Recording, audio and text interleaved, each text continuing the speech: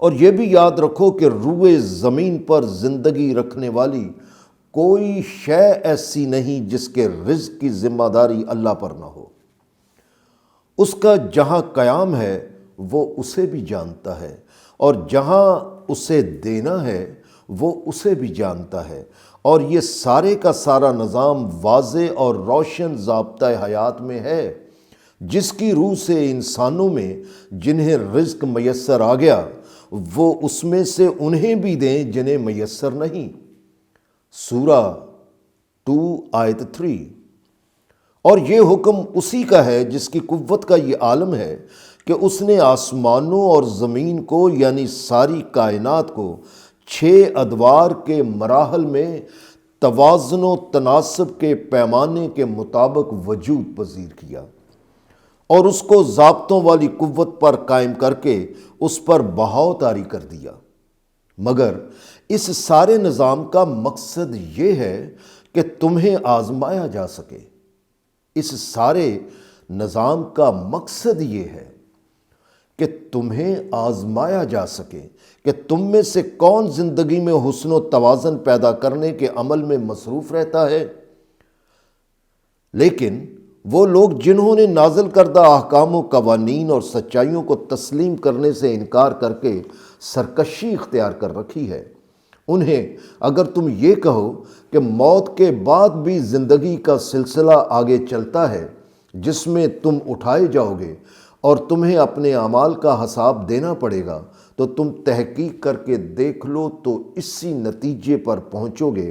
کہ وہ یہی کہیں گے کہ یہ سوائے صاف صاف جادو یعنی دھوکے کے اور کچھ نہیں ہے۔ اور ایسے لوگوں کے اس طرح کے تمسخر کے باوجود اگر ہم ایک خاص عرصے تک ان پر عذاب کو ٹالتے ہیں تو وہ کہنے لگتے ہیں کہ آخر کس چیز نے اسے روک رکھا ہے، یہ عذاب کیوں نہیں آ جاتا؟ تو پھر ان سے کہہ دو کہ اس حقیقت کو پورے ہوش و حواس سے سن رکھو کہ جس دن وہ عذاب آئے گا تو پھر ان سے ہٹا کر کوئی اس کا رخ دوسری طرف نہیں پھیر سکے گا، اور تم اپنی آنکھوں سے دیکھ لو گے کہ جس چیز کا تم مذاق اڑایا کرتے تھے اس نے تمہیں کس طرح چاروں طرف سے گھیر لیا ہے۔ اور انسان جب ہمارے ضابطۂ حیات پر یقین نہیں کرتا تو اس کی حالت یہ ہو جاتی ہے کہ جب ہم اسے اپنی مدد سے مسرتوں اور خوشگواریوں کا مزہ چکھاتے ہیں اور پھر اس سے محروم کر دیں تو تحقیق کرنے والے جانتے ہیں کہ پھر وہ مایوس ہو کر ہمارے نازل کردہ احکام و قوانین اور سچائیوں کا انکار کرنے پر تل جاتے ہیں، اور اگر اس تکلیف کے بعد جو اس کے پیچھے لگی ہوئی تھی پھر اسے آسودگیوں اور خوشگواریوں کا مزہ چکھا دیں تو وہ سمجھ لیتا ہے کہ بس میری تمام مصیبتیں رفع ہو گئیں، اور تحقیق کرنے والے جانتے ہیں کہ پھر وہ آپے سے باہر ہو جاتا ہے اور شیخیاں بگاڑتا ہے اور ڈینگے مارتا پھرتا ہے۔ آیت 11 سے آیت 20 تک کا ترجمہ سورہ ہود سے پیش کیا جاتا ہے۔ لیکن جو لوگ حیوانی سطح سے بلند ہو کر زندگی کی انسانی سطح پر یقین رکھتے ہیں تو ان کی حالت ان کے برعکس ہوتی ہے۔ وہ تنگی اور آسائش دونوں حالتوں میں ایک ہی راہ پر چلتے ہیں، اور وہ ڈٹے رہتے ہیں اور ثابت قدم رہتے ہیں اور سنوارنے کے کاموں میں مصروف رہتے ہیں۔ یہ ہیں وہ لوگ جنہیں حفاظتوں میں لے لیا جائے گا اور انہیں ایسا صلہ دیا جائے گا جو بڑے کمال کا ہوگا۔ اور یہ درست ہے کہ جب ان سے کہا جاتا ہے کہ اگر انہوں نے غلط طریقے نہ چھوڑے تو ان پر عذاب آئے گا، تو یہ ان پر سخت ناگوار گزرتا ہے۔ مگر اے رسول، تم ان کی دلجوئی کے لیے کہیں ایسا نہ کرنا کہ وحی کے ان مقامات کو چھوڑ دو جن میں ان کو تنبیہ کی جا رہی ہے، اور تم اس بات پر اپنے احساسات کو تنگ کر لو، یہ سوچ کر کہ وہ کہیں گے کہ اس شخص پر کوئی خزانہ کیوں نہ اتارا گیا، یا یہ کہ اس کے ساتھ کوئی فرشتہ کیوں نہ آیا۔ لیکن تم ڈٹے رہو اور ثابت قدم رہو، کیونکہ تم تو بس ان کو برے راستوں کو اختیار کرنے کے خوفناک نتائج کی آگاہی دینے والے ہو۔ اور یاد رکھو کہ اللہ ہر شے پر وکیل ہے، یعنی اللہ کے قوانین ہر شے پر طاری ہیں جن پر پورا پورا بھروسہ کیا جا سکتا ہے کہ وہ اٹل ہیں اور دھوکہ دینے والے نہیں ہیں۔ یا یہ لوگ کہتے ہیں کہ اس نے یعنی محمد نے قرآن اپنی طرف سے بنا کر اسے اللہ کی طرف سے منسوب کر دیا ہے۔ ان سے کہو کہ اگر تم اس دعوے میں سچے ہو کہ یہ اللہ کی کتاب نہیں بلکہ انسان کا کلام ہے تو تم اس جیسی 10 صورتیں بنا کر لے آؤ، اور اللہ کو چھوڑ کر اور جسے بھی اپنی مدد کے لیے بلا سکتے ہو تو بلا لو، بات صاف ہو جائے گی۔ لیکن اے گروہ مخالفین، اگر نہ تم خود ایسا کر سکو اور نہ ہی وہ تمہاری اس دعوت کو قبول کریں جنہیں تم اس مقصد کے لیے اپنے ساتھ ملانا چاہتے ہو، تو اس کے بعد تمہیں جان لینا چاہیے کہ یہ قرآن اللہ کے لامحدود علم سے نازل ہوا ہے، اور اس سے یہ بھی ثابت ہو جائے گا کہ سوائے اللہ کے کسی اور کی پرستش و اطاعت نہیں کی جا سکتی۔ لہٰذا تم ان سے پوچھو کہ کیا تم اس کے بعد بھی اللہ کے احکام و قوانین کے سامنے سر تسلیم خم کرتے ہو یا نہیں؟ لیکن اس کے باوجود اگر کوئی دنیا کی زندگی کی ہی آرائشوں اور رنگینیوں کو حاصل کرنے کا ارادہ کیے رکھتا ہے تو اس کی کوششوں کے پورے نتائج اسے اسی دنیا میں مل جاتے ہیں اور ان میں کسی قسم کی کمی نہیں کی جاتی۔ لیکن یہ وہی لوگ ہیں جن کا مرنے کے بعد والی زندگی میں سوائے دوزخ کی آگ کے وہاں کی سرفرازیوں میں کوئی حصہ نہیں ہوگا، اور جو کچھ وہ دنیا میں بناتے ہیں وہ آخرت میں سب ضائع ہو جائے گا، اور وہ ساری کوششیں جو وہ اپنے دنیاوی فائدوں کے لیے کرتے رہتے تھے وہ باطل ثابت ہو جائیں گی۔ اور اس کے برعکس ایسا شخص جسے اپنے نشو و نما دینے والے کی طرف سے یہ واضح دلیل میسر ہے کہ وہ اپنی ذات پر اور کائنات پر علم و بصیرت کے ساتھ غور کرے اور پھر اس کی تصدیق کے لیے گواہی کے طور پر اس کی تائید کے لیے قرآن ایک اور کھلی دلیل کی حیثیت سے آ گیا اور وہ اس پر عمل پیرا ہے، تو وہ اس کے برابر کیسے ہو سکتا ہے جو اس دلیل کو تسلیم بھی نہیں کرتا اور عمل بھی نہیں کرتا؟ اور اس سے پہلے موسیٰ کی کتاب امام اور رحمت تھی، اور اس سے پہلے موسیٰ کی کتاب امام اور رحمت تھی۔ چنانچہ وہ لوگ جو حقیقی طور پر موسیٰ کی کتاب کو امام اور رحمت مانتے تھے وہی لوگ اس قرآن کو پہچانتے ہیں کہ یہ نازل کردہ کتاب ہے اور وہ اس پر ایمان لاتے ہیں۔ بہرحال چاہے وہ لوگ ہوں جو قرآن سے پہلے نازل کردہ کتابوں کو تسلیم کرنے والے ہیں یا وہ جو ان کو تسلیم کرنے والے نہیں ہیں، ان گروہوں میں سے جو اس کا یعنی قرآن کا انکار کرے گا تو وہ دوزخ کی آگ اس کا ٹھکانہ ہے۔ لہٰذا تم اس کے بارے میں کسی شک و شبہ میں مبتلا نہ ہونا، کیونکہ اس میں کوئی شک و شبے والی بات ہی نہیں کہ وہ تیرے پروردگار کی طرف سے حق ہے، لیکن اکثر انسان اسے تسلیم نہیں کرتے۔ اور جو لوگ شک میں پڑے رہتے ہیں کہ قرآن اللہ کی جانب سے نازل کردہ کتاب ہے بھی یا نہیں، تو وہ غور کریں اور سوچیں کہ اس شخص سے بڑھ کر اور ظالم کون ہو سکتا ہے جو اپنی طرف سے غلط اور جھوٹی باتیں بنا کر یہ کہہ کر پیش کرے کہ یہ اللہ کی باتیں ہیں۔ چنانچہ یہی وہ لوگ ہیں کہ جب وہ اپنے نشو و نما دینے والے کے سامنے پیش ہوں گے اور گواہی دینے والے اس کی تصدیق کریں گے کہ انہوں نے واقعی اپنے پروردگار کے خلاف بہتان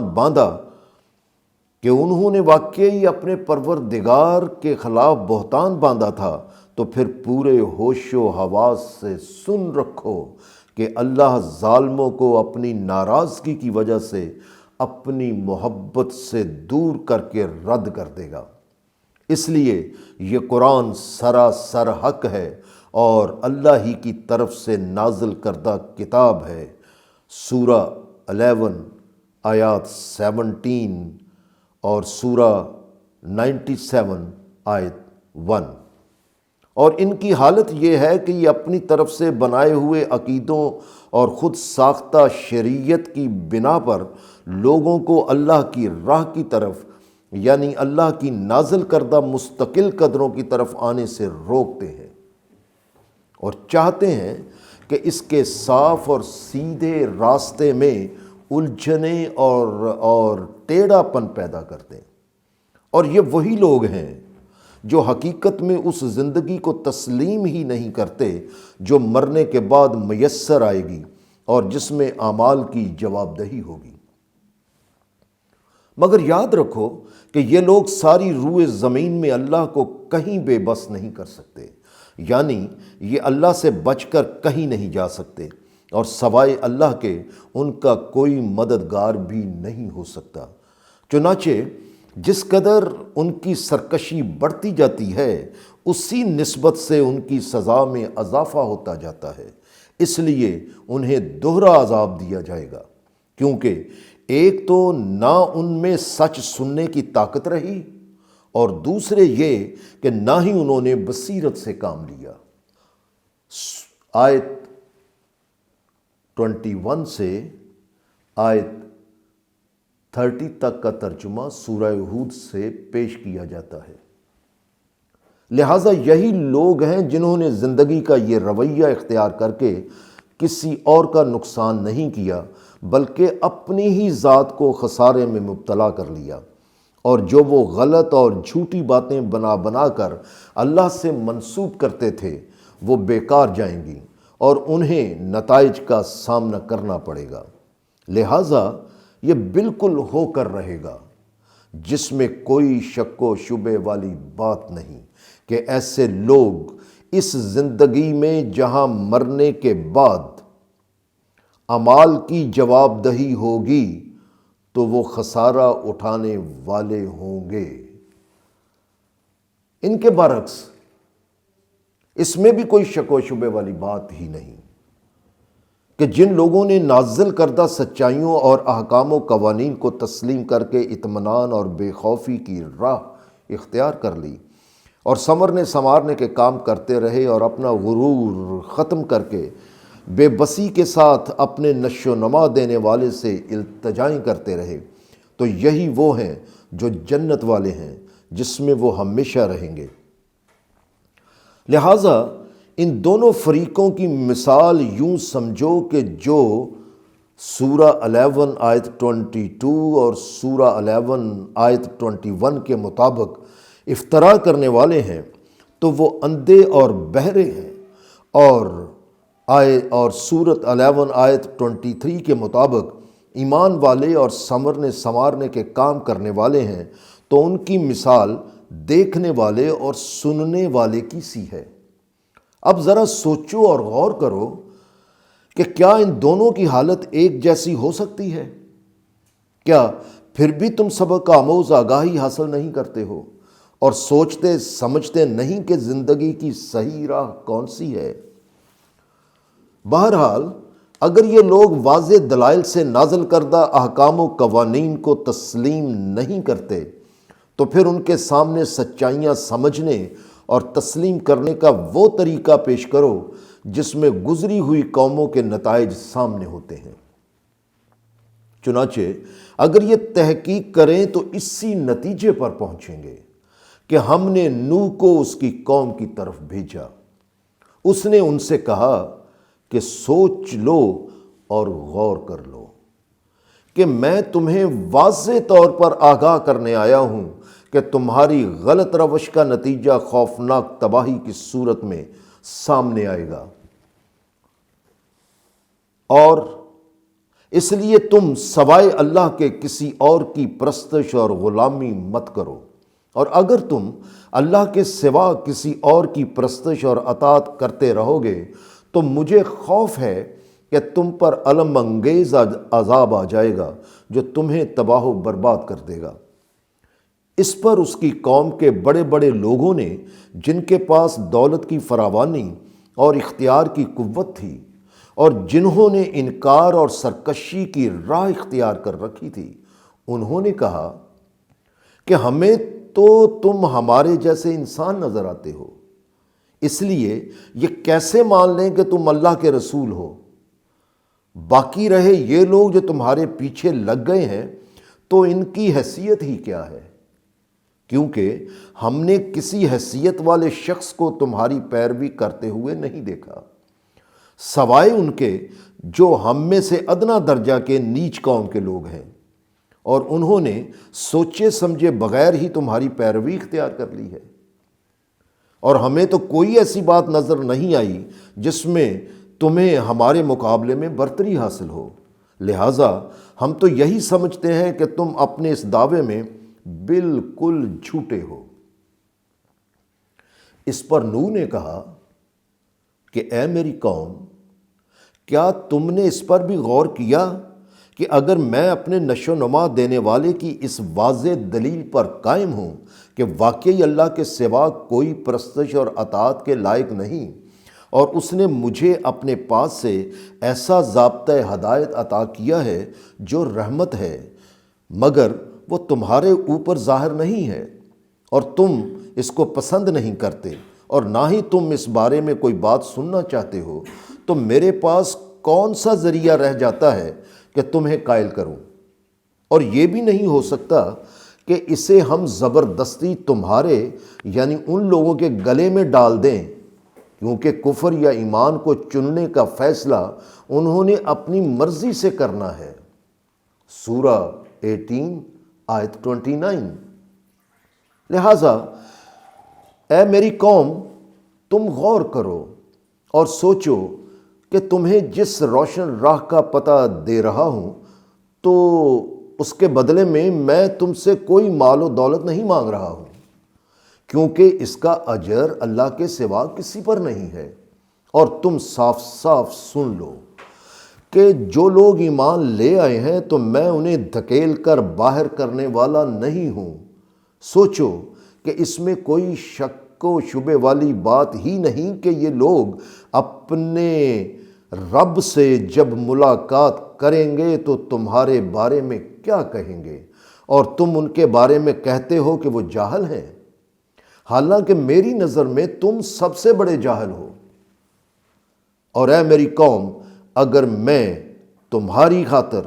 ان لوگوں کو دھکیل کر الگ کر دوں تو اس سے تم تو خوش ہو جاؤ گے، لیکن ذرا سوچو کہ اس جرم کی سزا جو مجھے ملے گی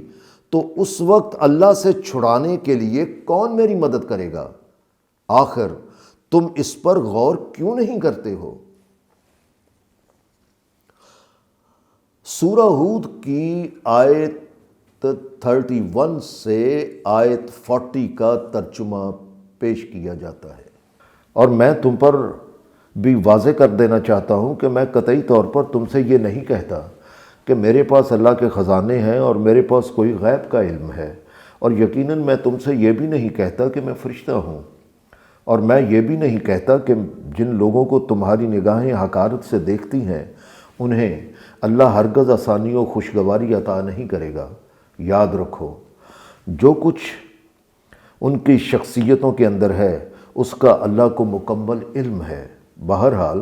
کسی بات میں بھی میں اللہ کی نافرمانی نہیں کروں گا، کیونکہ اگر میں ایسا کروں گا تو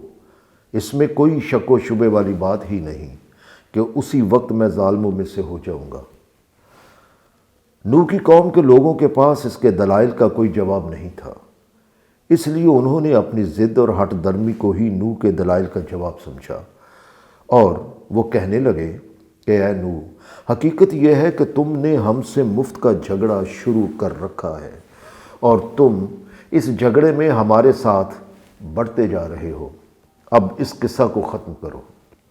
اور اگر تم سچے ہو تو جس عذاب کی تم ہمیں بار بار دھمکیاں دیتے ہو اسے لے آؤ۔ نوح نے جواب دیا، اس تباہی کا لانا یا نہ لانا میرے اختیار میں نہیں ہے، وہ سوائے اللہ کے اور کوئی نہیں لا سکتا۔ وہ اگر تم پر چاہے تو لے آئے گا، مگر یاد رکھو کہ پھر تم اسے بے بس نہیں کر سکو گے، یعنی پھر تم اس سے بچ کر کہیں نہیں جا سکو گے۔ اور یہ بھی یاد رکھو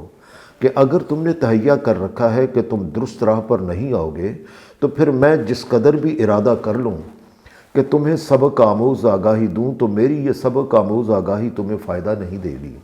جبکہ پھر اللہ ارادہ کر لیتا ہے کہ تمہیں گمراہ کر دے، کیونکہ وہی تمہیں نشو و نما دینے والا ہے۔ اس لیے وہ جانتا ہے کہ کون سے لوگ کس بات کے مستحق ہیں، لہٰذا اس حقیقت کو یاد رکھو کہ تم اسی کی طرف لوٹ کر چلے جا رہے ہو، جہاں تمہیں اپنے اعمال کا جواب دینا پڑے گا۔ اللہ کا ارشاد ہوا کہ اے نوح، کیا یہ لوگ کہتے ہیں کہ تم نے یہ باتیں خود سے گھڑ کر اللہ سے منسوب کر دی ہیں؟ تو ان سے کہہ دو کہ اگر میں نے ایسا کیا ہے تو میرا جرم مجھ پر ہے، تم سے اس کی باز پرس نہیں ہوگی، اور جو جرم تم کر رہے ہو تو اس کی سزا بھی تمہیں ہی بھگتنی پڑے گی، میں اس سے بری ذمہ ہوں۔ اور ان لوگوں کی ہٹ درمی اور جرائم کا یہ تھا حال جب نوح کی طرف وحی کی گئی کہ تمہاری قوم میں سے جو لوگ ایمان لا چکے سو لا چکے، اب ان میں سے ہرگز کوئی اور ایمان نہیں لائے گا، لہٰذا جو کچھ یہ کر رہے ہیں تم اس پر غمگین نہ ہوا کرو، اور اب تم ہماری نگرانی میں اور ہماری وحی کے مطابق ایک کشتی بنانا شروع کر دو، اور یاد رکھو کہ ان ظالموں کے بارے میں ہم سے کچھ نہ کہنا، اس لیے کہ ان کے ظلم کی پاداش میں یقیناً یہ سارے کے سارے غرق کر دیے جائیں گے۔ چنانچہ اس نے کشتی بنانی شروع کر دی۔ اس کی قوم کے بڑے بڑے لوگ جب ادھر سے گزرتے اور اسے کشتی بناتے دیکھتے تو اس کا تمسخر اڑایا کرتے تھے، مگر اس کے جواب میں نوح ان سے کہتا کہ اگر تم ہماری ہنسی اڑانا چاہتے ہو تو جی بھر کے اڑا لو، کیونکہ جلد ایک وقت آنے والا ہے جب تمہاری حماقتوں پر ہم ہنسیں گے، جیسا کہ تم تمسخر اڑاتے ہو۔ لہٰذا تم جلد جان جاؤ گے کہ وہ عذاب کس پر آتا ہے جو اسے ذلیل و رسوا کرنے والا ہوگا، اور وہ عارضی نہیں ہوگا بلکہ وہ عذاب یوں اترے گا کہ قائم ہو کر رہ جائے گا۔ بہرحال نوح اور اس کی قوم کے درمیان کشمکش جاری رہی، یہاں تک کہ جب ہمارا حکم طاری ہو گیا تو تنور میں سے جوش مارتا ہوا پانی نکل پڑا، اور وہ اس قدر زیادہ اور بہا لے جانے والی تیزی سے نکلا کہ ہم نے نوح سے کہا کہ ہر ضرورت کی شے کے 2 جوڑے اپنے ساتھ کشتی میں رکھ لو، اور اپنے اہل و عیال کو بھی اپنے ساتھ لے لو، سوائے ان کے جن کے بارے میں پہلے کہا جا چکا ہے کہ وہ اپنی غلط روش کی بنا پر عذاب کے مستحق ہو چکے ہیں، یعنی نوح کا بیٹا سورہ 66 آیت 20 اور اس کی بیوی سورہ 11 آیت 45، نیز ان لوگوں کو بھی ساتھ لے لو جو ایمان لا چکے ہیں، کیونکہ ان کی تعداد کچھ زیادہ نہیں۔ سورہ ہود آیت 41 سے 50 تک کا ترجمہ پیش کیا جاتا ہے۔ چنانچہ نوح نے ان لوگوں سے کہا کہ اس میں سوار ہو جاؤ۔ انہوں نے پوچھا کہ جانا کہاں ہے؟ اس پر نوح نے کہا کہ اس کے بارے میں مت پوچھو، تم سوار ہونے کی کرو،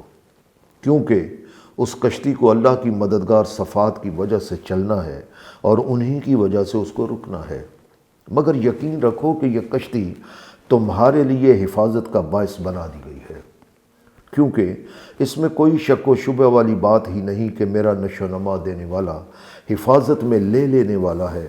اور سنورنے والوں کی قدم بقدم مدد و رہنمائی کرتے ہوئے ان کے کمال تک لے جانے والا ہے۔ چنانچہ وہ چل پڑے، اور وہ کشتی انہیں پہاڑوں کی طرح اٹھنے والی طوفانی موجوں میں بحفاظت لیے جا رہی تھی، اور نوح ابھی زیادہ دور نہیں تھا کہ اس نے بیٹے کو آواز دی کہ اے میرے بیٹے، ہمارے ساتھ سوار ہو جاؤ، اور مت ان کا ساتھ دو جنہوں نے نازل کردہ سچائیوں کو تسلیم کرنے سے انکار کر کے سرکشی اختیار کر رکھی ہے۔ اس نے جواب دیا، تم جاؤ، میں کسی پہاڑی پر پناہ لے لوں گا جو مجھے اس سیلاب سے بچا لے گا۔ اس پر نوح نے کہا کہ تم غلط فہمی میں مبتلا ہو۔ آج اس طوفان سے جو اللہ کے حکم سے آ رہا ہے کوئی بچانے والا نہیں ہے، مگر اس سے وہی بچ سکے گا جسے اللہ اپنی مدد اور رہنمائی سے بچانا چاہے گا۔ اتنی بات ہوئی تھی کہ ان دونوں کے درمیان ایک بلند موج حائل ہو گئی اور وہ بھی ڈوبنے والوں کے ساتھ ڈوب گیا۔ اور پھر اللہ کا حکم ہوا کہ اے زمین تو اپنا یہ پانی پی جا، اور اے آسمان رک جا، یعنی شدت سے برسنے والے بادلوں تم تھم جاؤ۔ چنانچہ وہ پانی زمین میں چلا گیا اور یوں ان کا کام تمام کر دیا گیا، اور نوح کی کشتی صحیح و سلامت جودی پہاڑ پر جا لگی۔ اور اس طرح اہل ایمان کو بتلا دیا گیا کہ وہ قوم جو حقوق میں کمی کر کے یا ان سے انکار کر کے اللہ کی طے شدہ حدوں کو توڑ کر زیادتی و بے انصافی کی مجرم تھی، اسے کس طرح دور کر دیا گیا۔ مگر اس دوران نوح نے التجا کی تھی کہ اے میرے پروردگار، میرا بیٹا تو میرے اہل و عیال میں سے ہے، اور تیرا وعدہ بھی تھا کہ میرے اہل و عیال کو بچا لیا جائے گا، اور یقیناً تیرے وعدے سچے ہوتے ہیں، اور تیرے اوپر کوئی حاکم بھی نہیں جو تیرے فیصلوں کو بدل ڈالے، کیونکہ تو سب سے زیادہ بہترین حکم کرنے والا اور سب سے بڑا حاکم ہے۔ ان باتوں کے پیش نظر تو میرے بیٹے کو محفوظ رہنا چاہیے تھا، وہ کیوں غرق کر دیا گیا؟ اس پر اللہ کا ارشاد ہوا کہ اے نوح، وہ تیرے اہل و عیال میں سے تھا ہی نہیں، کیونکہ تیرے اہل و عیال سے صرف وہی ہو سکتے ہیں جو سنورنے سنوارنے والے ہوں، مگر یقیناً وہ ان میں سے تھا ہی نہیں جو سنورنے سنوارنے کی تگ و دو میں مصروف رہتے ہیں۔ لہٰذا تجھے اس چیز کا مجھ سے مطالبہ نہیں کرنا چاہیے جس کا تجھے علم نہ ہو، اور تمہیں یقین رکھنا چاہیے کہ میں تمہیں ان باتوں کی اس لیے نصیحت کرتا ہوں کہ تمہیں حقائق کا علم ہو جائے اور تم کہیں جاہلوں میں سے نہ ہو جاؤ۔ نوح نے التجا کی کہ اے میرے پروردگار، میں اگر تجھ سے کسی ایسی چیز کا مطالبہ کر لیتا ہوں جس کا مجھے علم نہیں ہوتا تو مجھے یقین ہے کہ تو مجھے پناہ دے دے گا، اور مجھے اب پناہ دے دے، کیونکہ اگر تو مجھے اپنی حفاظت میں نہیں لے گا اور اگر میری مدد و رہنمائی نہیں کرے گا تو میں ان میں سے ہو جاؤں گا جو نقصان اٹھانے والے ہوتے ہیں۔ ہم نے کہا کہ نوح، اب کشتی سے اتر جاؤ، کیونکہ اب کوئی خطرہ نہیں رہا، اور تمہارے ساتھیوں کے دلوں میں خیال ہوگا کہ سیلاب زدہ زمین سے رزق کیسے ملے گا، تو فکر نہ کرو، ہماری طرف سے تمہیں اور امتوں میں سے ان لوگوں کو جو تمہارے ساتھی ہیں زندگی کی نشو و نما کا سامان فراوانی سے ملے گا۔ باقی رہیں وہ امتیں جو تمہارا ساتھ نہیں دیں گی تو انہیں بھی دنیاوی زندگی میں فائدے تو میسر آئیں گے، لیکن آخر کار ہماری طرف سے وہ ایسے عذاب کی گرفت میں آ جائیں گی جو بہت درد انگیز ہوگا۔ اے محمد، یہ وہ غیب کی باتیں ہیں جو ہم تمہیں بذریعہ وحی بتا رہے ہیں، اس لیے کہ اس سے پہلے تم اور تمہاری قوم ان تفاصیل سے واقف ہی نہیں تھی، اور بتا اس لیے رہے ہیں کہ اللہ کے احکام پر چلنے سے کتنی بھی مشکلات پیش آئیں تو ڈٹے رہو اور ثابت قدم رہو، کیونکہ تحقیق کرنے والے جانتے ہیں کہ آخر کار کامیابیاں اور کامرانیاں ان کے لیے ہوتی ہیں جو تباہ کن نتائج سے بچنے کے لیے اللہ کے احکام سے چمٹے رہتے ہیں۔ اسی طرح قوم میں عاد کی طرف ان کے بھائی بندوں میں سے ہود کو رسول بنا کر بھیجا گیا۔ اس نے کہا کہ اے میری قوم، تم صرف ایک اللہ کی پرستش اور اطاعت اختیار کرو اور اس کے علاوہ کسی کی پرستش مت کرو، اور اس کے علاوہ جو بھی تمہارے عقیدے ہیں وہ سارے کے سارے جھوٹے ہیں۔ جنہیں اپنی طرف سے بنا کر غلط طور پر اللہ سے منسوب کر دیا گیا ہے۔ سورہ ہود کی آیت 51 سے آیت 60 تک کا ترجمہ پیش کیا جاتا ہے۔ سورہ ہود کی آیات 51 سے 60 تک کا ترجمہ پیش کیا جاتا ہے۔ اور اے میری قوم، یہ جو اب میں تمہیں درست اور روشن راہ کا پتہ بتا رہا ہوں، تو اس کے بدلے میں تم سے کوئی معاوضہ لینے کا سوال نہیں کر رہا ہوں، کیونکہ اس کا صلہ صرف اس ذات کے ذمے ہے جو مجھے شک کرنے کے متناسب عمل سے گزار کر نہ ہونے سے ہونے میں لے کے آیا ہے۔ لہٰذا اگر تم ذرا بھی عقل و فکر سے کام لو تو یہ بات آسانی سے تمہاری سمجھ میں آ جانی چاہیے کہ جس بات میں ایک شخص کا کوئی ذاتی فائدہ نہ ہو تو وہ یقیناً خلوص پر ہی مبنی ہوگی۔ چنانچہ اے برادران قوم، جو غلط راستہ تم نے اختیار کر رکھا ہے اس کے تباہ کن نتائج سے بچنے کے لیے اب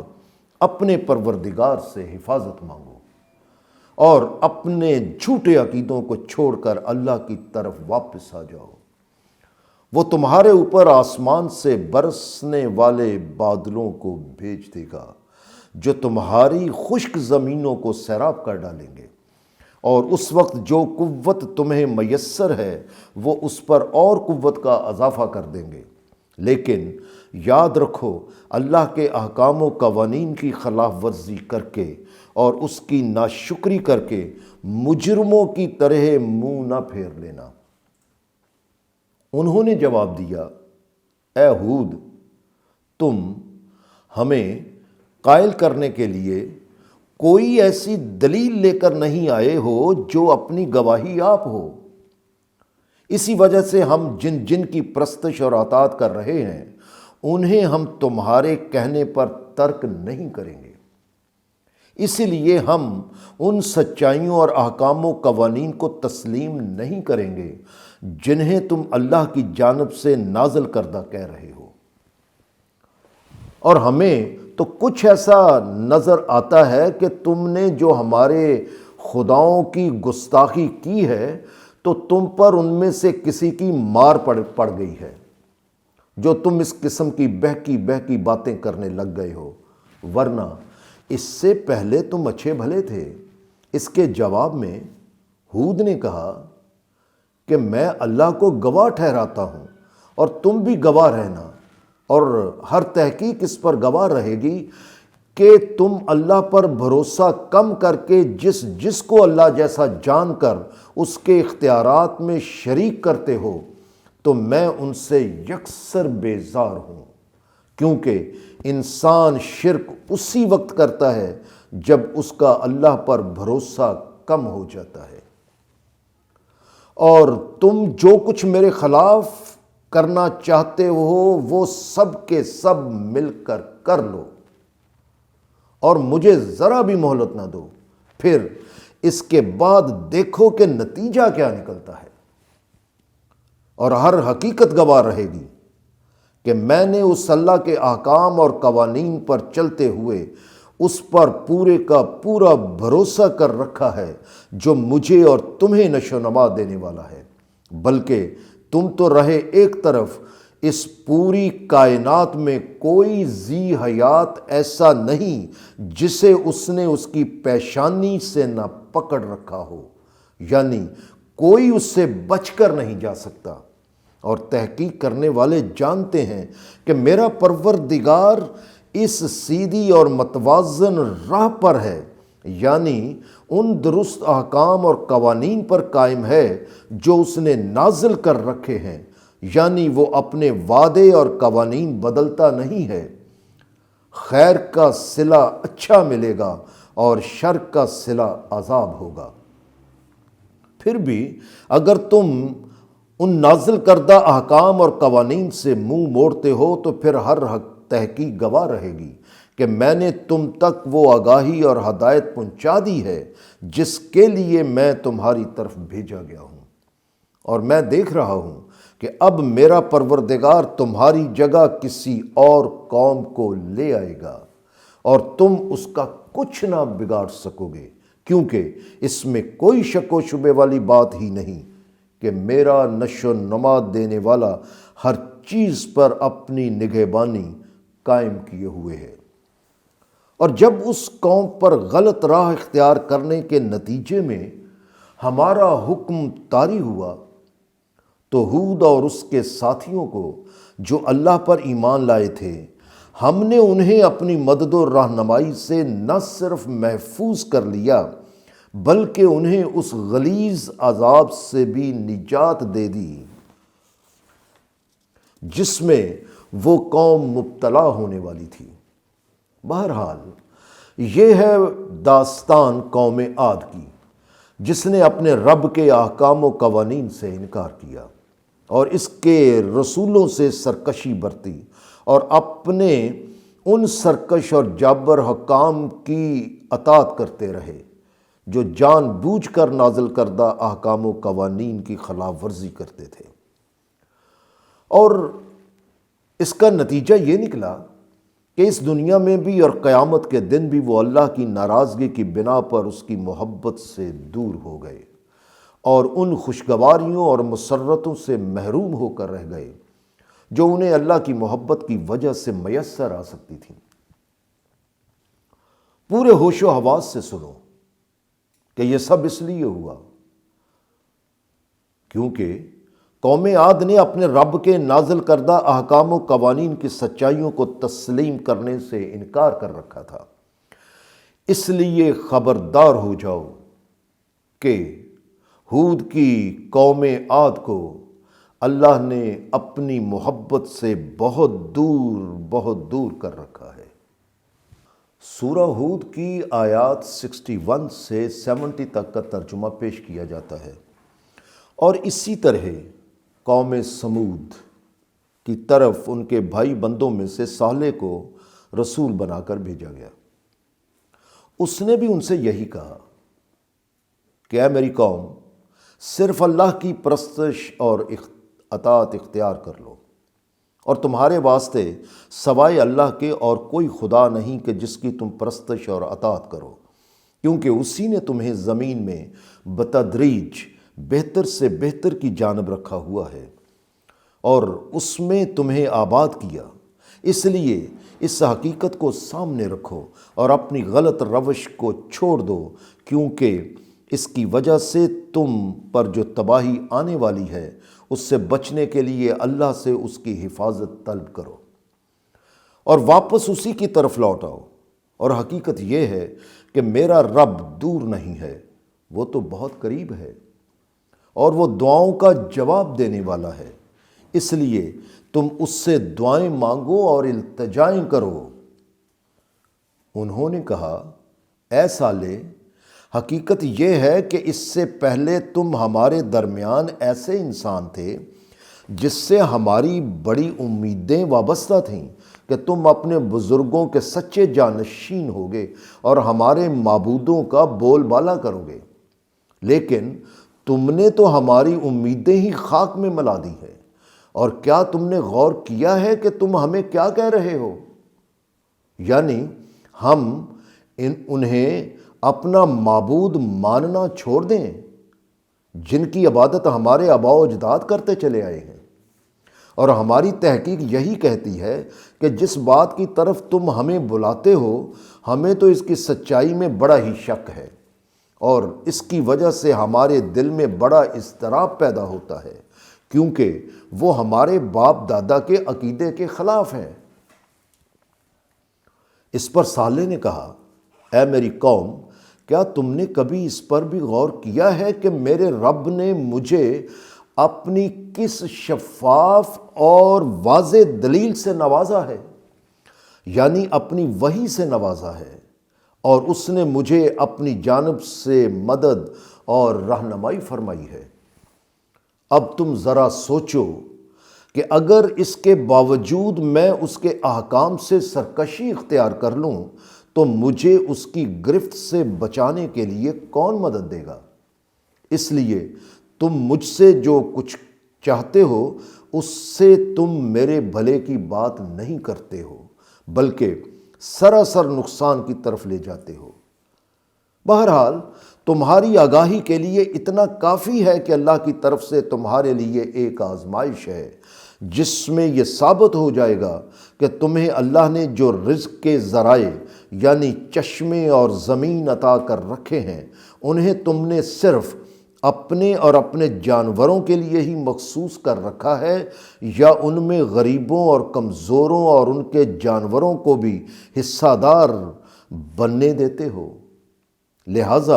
اے میری قوم، یہ ایک اونٹنی ہے اللہ کی جو تمہارے واسطے نشانی ہے، یعنی یہ تم میں سے کسی کی ملکیت نہیں، اور اب اسے کھلا چھوڑ دو تاکہ یہ اس میں چرے پھرے۔ اگر تم نے اس طرح چرنے دیا اور چشموں پر پانی پینے دیا تو یہ اس بات کی دلیل ہوگی کہ تم کمزوروں اور غریبوں کو بھی پانی پینے دو گے اور رزق حاصل کرنے دو گے۔ لیکن اگر تم نے اس کو کسی برے ارادے سے ہاتھ لگایا تو پھر تم بہت جلد عذاب کی گرفت میں آ جاؤ گے۔ اس تنبیہ کے باوجود انہوں نے اس کی اہم نسیں کاٹ کر مار ڈالا۔ اس پر صالح نے کہا کہ بس اب تم اور 3 دن اپنے گھروں سے فائدہ اٹھا لو، اس کے بعد تم پر تباہی آ جائے گی، کیونکہ یہ ایسا وعدہ ہے جو کبھی جھوٹا ثابت نہیں ہوگا۔ آخر کار جب ہمارا حکم طاری ہو گیا تو ہم نے صالح کو اور اس کے ساتھیوں کو جو ہماری جانب سے نازل کردہ احکام و قوانین کی سچائیوں کو تسلیم کر چکے تھے، اپنی مدد اور رہنمائی سے اس دن کے رسوا کن عذاب سے بچا لیا، کیونکہ اس میں کوئی شک و شبے والی بات ہی نہیں کہ تمہارا رب لامحدود طاقت اور لامحدود غلبہ رکھنے والا ہے۔ اور جو ظالم ہیں، یعنی جو دوسروں کے حقوق میں کمی کر کے یا ان سے انکار کر کے اللہ کی طے شدہ حدوں کو توڑ کر زیادتی اور بے انصافی کرنے کے مجرم بنتے تھے، ان لوگوں کو صبح ہی صبح ایک تند آواز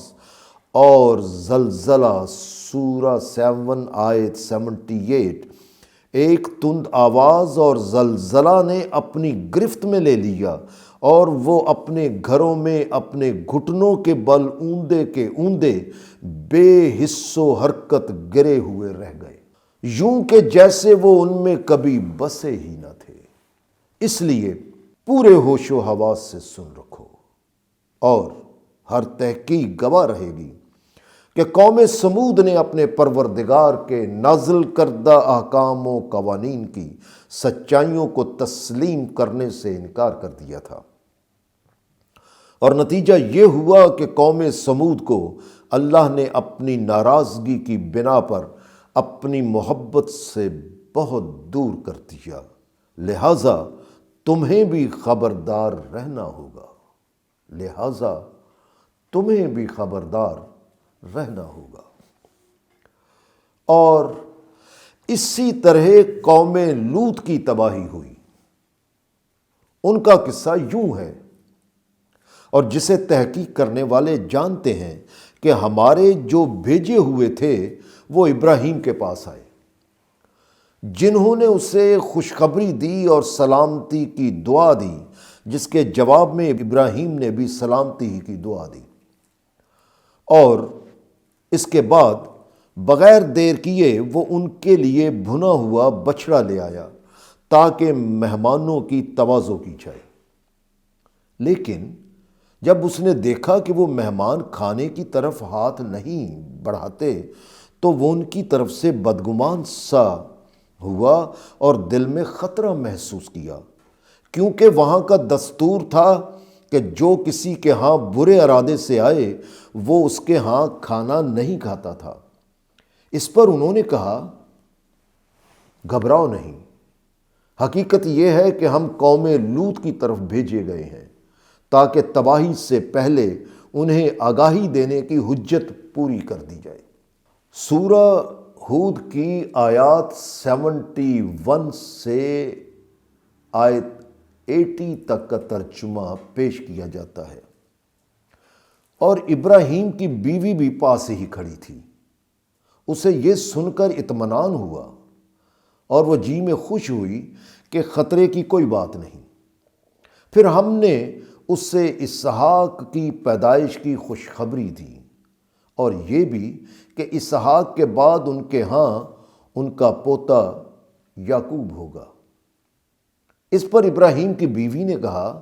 یہ تو بڑی تعجب انگیز بات ہے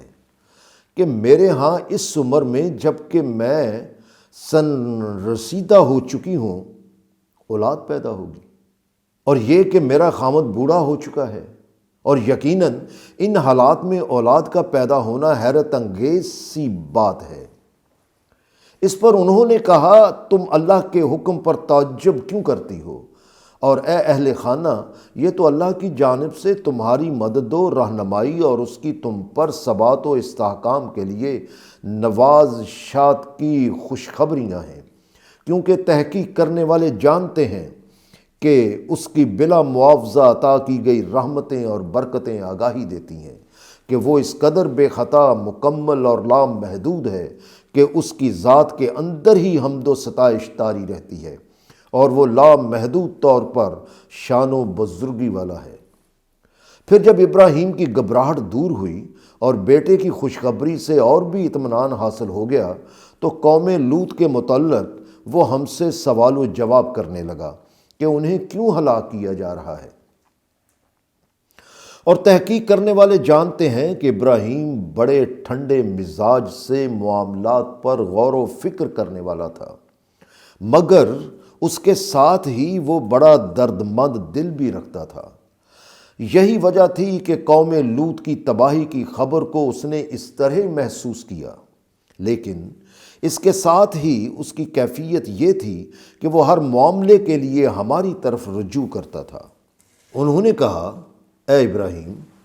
تو اس بات کا خیال چھوڑ دے کہ وہ قوم تباہی سے بچ جائے۔ حقیقت یہ ہے کہ تیرے پروردگار کا حکم اب ہو کر رہے گا، اور ہر تحقیق گواہ رہے گی کہ اب ان پر وہ تباہی آنے والی ہے جو پلٹ نہیں سکتی۔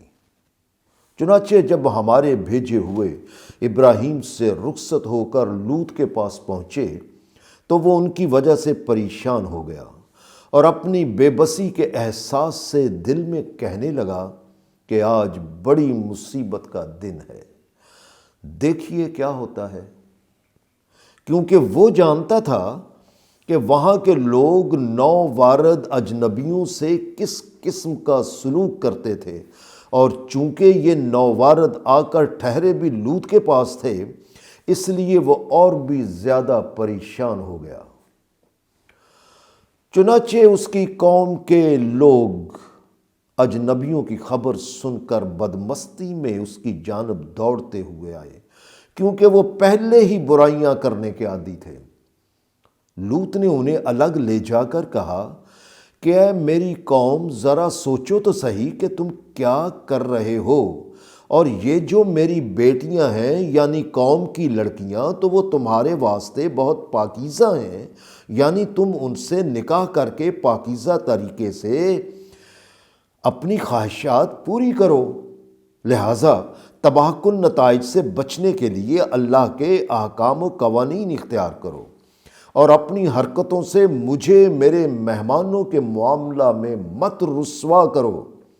مگر کیا تم میں ایک آدمی بھی ایسا نہیں جو شرافت سے کام لے اور درست راہ پر زندگی گزارے؟ انہوں نے کہا، یقیناً تو جانتا ہے کہ ہمیں عورتوں سے جنہیں تو اپنی بیٹیاں کہتا ہے کچھ دلچسپی نہیں ہے، اور یقیناً تجھے یہ بھی معلوم ہے کہ ہمارا ارادہ کیا ہے۔ لوط نے کہا کہ اے کاش میرے پاس تمہارے مقابلہ کی خود طاقت ہوتی یا کوئی طاقتور سہارا ہوتا تو میں تمہیں درست کر کے رکھ دیتا۔ سورہ ہود کی آیات 81 سے لے کر 90 تک کا ترجمہ پیش کیا جاتا ہے۔ لوط کے مہمانوں نے کہا، حقیقت یہ ہے کہ ہم تیرے رب کی جانب سے بھیجے ہوئے ہیں، اس لیے گھبرانے کی ضرورت ہی نہیں، کیونکہ یہ لوگ تیری طرف پہنچ ہی نہیں سکیں گے۔ لیکن یوں کرو کہ جب رات کا تھوڑا سا حصہ گزر جائے تو اپنے ساتھیوں کو لے کر یہاں سے نکل جاؤ، اور پھر تم میں سے کوئی مڑ کر بھی نہ دیکھے۔ یعنی جو جگہ چھوڑ دی سو چھوڑ دی، وہاں واپس آ کر دوبارہ بسنے کی خواہش نہ کرنا۔ لیکن تمہاری بیوی تمہارے ساتھ نہیں جائے گی، کیونکہ یہ برے لوگوں میں سے ہے، اور اسے وہی پیش آئے گا جو ان کو پیش آنے والا ہے، اور ان کی تباہی کے لیے صبح کا وقت مقرر ہو چکا ہے، اور صبح ہونے میں کچھ دیر نہیں ہے۔ چنانچہ جب اس تباہی کے لیے ہمارا حکم طاری ہو گیا تو اس بستی کی تمام عمارتیں اپنی بلندیوں سمیت نیچے گر کر پستیوں میں تبدیل ہو گئیں، اور ان پر تہ در تہ کھنگروں جیسے پتھروں کی تابڑ توڑ برسات کر دی گئی، اور وہ تیرے رب کی طرف سے نشان کر دیے گئے تھے کہ کون کس کی موت کا سبب بنے گا۔ لہٰذا جو اللہ کی طے شدہ حدود کو توڑ کر حقوق میں کمی یا ان سے انکار کر کے زیادتی اور بے انصافی کے مجرم ہوتے ہیں، یعنی ظالم لوگ، ان سے اللہ کا عذاب دور نہیں ہوتا۔ اور اسی طرح ہم نے قوم مدین کی طرف ان کے بھائی بند شعیب کو بھیجا۔ اس نے بھی یہی کہا کہ اے میری قوم، صرف اللہ کی پرستش اور اطاعت اور غلامی اختیار کرو، اور سوائے اللہ کے تمہاری پرستش و اطاعت کے لیے کوئی اور خدا نہیں ہے۔ اور دوسرے یہ کہ لین دین کے معاملات میں اپنے ناپ تول میں مت کمی کیا کرو، کیونکہ میں دیکھ رہا ہوں کہ اس وقت تو تم یقیناً بڑے خوشحال ہو، لیکن اگر تم اس برائی سے باز نہ آئے تو مجھے واقعی یہ خطرہ محسوس ہو رہا ہے کہ تم پر عذاب کا ایسا دن طاری ہو جائے گا جو تمہیں چاروں طرف سے گھیرے گا، اور تم سب اس کی لپیٹ میں آ جاؤ گے۔ اس لیے اے میری قوم، انصاف کے مطابق پورا پورا ناپ تول کیا کرو، اور انسانوں کو مت ان کی چیزوں میں کمی کر کے دیا کرو، اور زمین میں مت امن و اطمینان تباہ کر کے زندگی کے حسن و توازن کو بگاڑتے پھرو۔ اور یاد رکھو کہ تم جو اس طرح فریب کاری سے اکٹھا کرتے ہو وہ تمہیں تباہ کر دے گا، لیکن جو تم اللہ کے احکام کے مطابق حاصل کرو گے تو وہ تمہارے لیے آسانی و خوشگواری اور سرفرازی کا باعث بنے گا۔ مگر یہ بات تمہاری سمجھ میں اس وقت آ سکتی ہے جب تم اللہ کے نازل کردہ احکام و قوانین کی سچائیوں کو تسلیم کر لو۔ بہرحال تمہاری مرضی ہے، اسے مانو یا نہ مانو، میں تمہارے اوپر کوئی نگہبان نہیں ہوں۔ انہوں نے کہا کہ اے شعیب،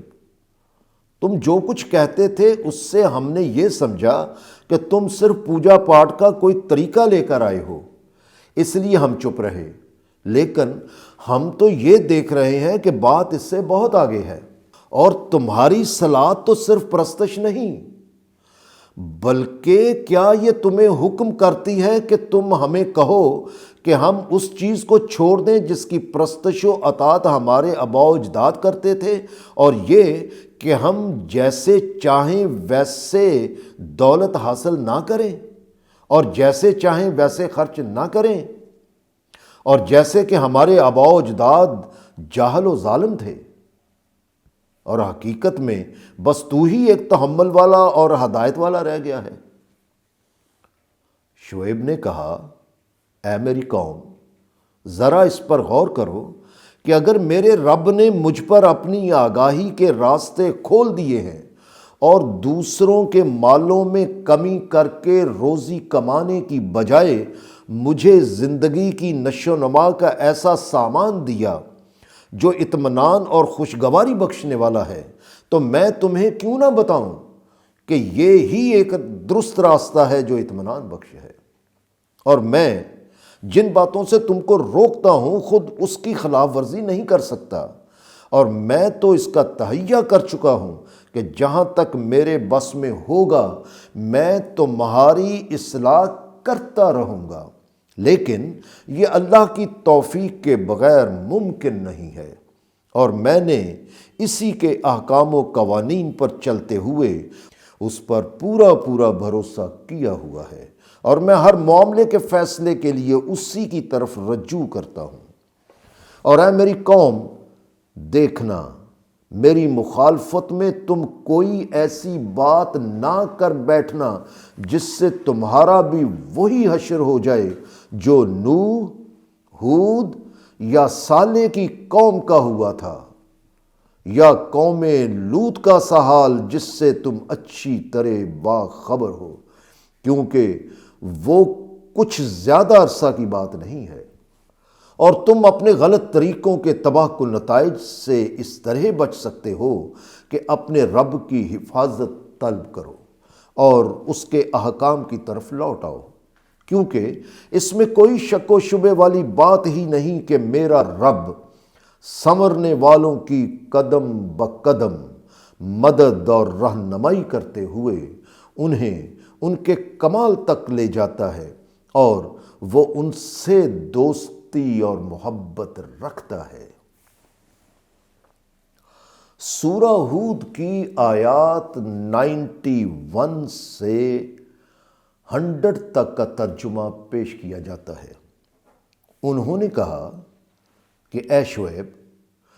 پہلی بات تو یہ ہے کہ جو کچھ تم کہتے ہو اس میں سے بہت سی باتیں تو ہماری سمجھ میں ہی نہیں آتی، اس لیے انہیں ماننے کا سوال ہی پیدا نہیں ہوتا۔ دوسرے یہ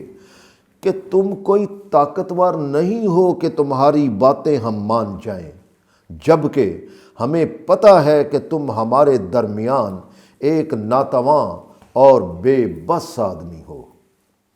یہ تو بس تمہاری برادری کا لحاظ ہے جو تمہیں ہم کچھ نہیں کہہ رہے، ورنہ تو ہم تمہیں پتھروں سے مارتے یا تم سے قطع تعلق کر لیتے، اور تم ہمارا کچھ بھی نہ بگاڑ سکتے۔ شعیب نے کہا، اے میری قوم، کیا میری برادری تم پر اللہ سے زیادہ غالب ہے کہ تم نے اللہ کو بالکل ہی پسے پشت ڈال رکھا ہے؟ حالانکہ حقیقت یہ ہے کہ جو کچھ بھی تم کرتے ہو اسے میرا رب چاروں طرف سے گھیرے ہوئے ہے۔ بہرحال میں دیکھ رہا ہوں کہ تم ہدایت حاصل کرنا ہی نہیں چاہتے، اس لیے اے میری قوم، تم اپنے طریقے کے مطابق کام کرتے جاؤ، اور حقیقتاً میں اپنے طریقے کے مطابق کرتا رہوں گا، مگر نتائج بہت جلد بتا دیں گے جن سے تم جان جاؤ گے کہ وہ کون ہے جس پر تباہ کن رسوائی کا عذاب آتا ہے، اور کون جھوٹا ہے اور کون سچا ہے۔ لہذا تم بھی انتظار کرو، اور یقیناً میں بھی انتظار کرتا ہوں۔ چنانچہ جب ہمارا حکم طاری ہو گیا تو ہم نے شعیب اور ان لوگوں کو جنہوں نے اس کے ساتھ نازل کردہ احکام و قوانین کی سچائیوں کو تسلیم کر رکھا تھا، انہیں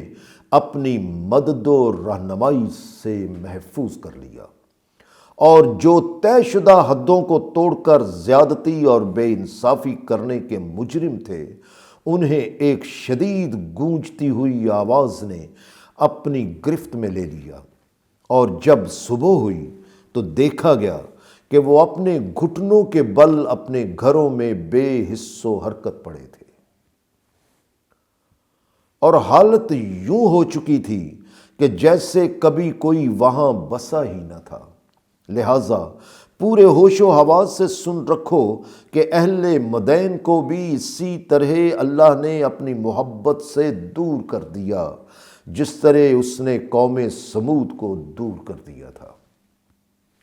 اور تحقیق کرنے والے جانتے ہیں کہ پھر ہم نے موسیٰ کو نہ صرف اپنے احکام و قوانین دے کر بلکہ اسے ایسی قوت و سند کے ساتھ بھیجا جو اپنی گواہی آپ تھی۔ اور موسیٰ کو یہ سب کچھ دے کر فرعون اور اس کی سلطنت کے مال و اختیار رکھنے والے بڑے بڑے لوگوں کی طرف بھیجا گیا تھا۔ انہوں نے موسیٰ کی بات نہ مانی اور فرعون کا حکم مانتے رہے، حالانکہ فرعون کا حکم تو یکسر جبر پر مبنی تھا اور اس کا عقل و بصیرت کی ہدایت سے کوئی واسطہ نہ تھا۔ لیکن موسیٰ جانتا تھا کہ اگر فرعون اور اس کا حکم ماننے والوں کے یہی طریقے رہے تو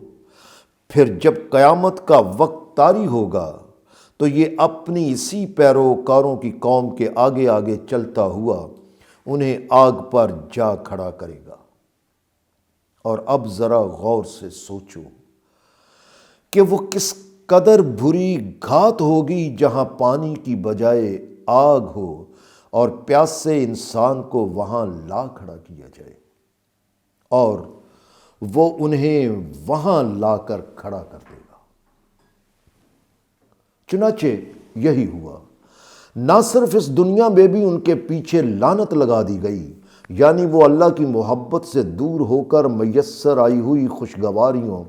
اور سرفرازیوں سے محروم ہو کر رہ گئے، بلکہ